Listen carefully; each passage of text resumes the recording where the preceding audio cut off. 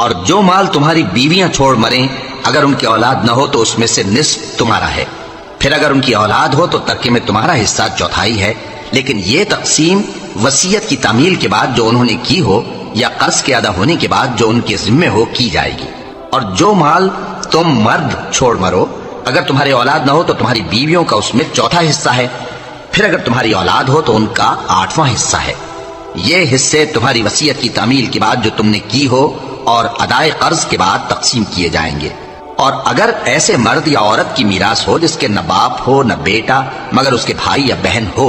تو ان میں سے ہر ایک کا چھٹا حصہ ہے، اور اگر ایک سے زیادہ ہوں تو سب 1/3 میں شریک ہوں گے۔ یہ حصے بھی بعد ادائے وصیت و قرض بشرطے کہ ان سے میت نے کسی کا نقصان نہ کیا ہو تقسیم کیے جائیں گے۔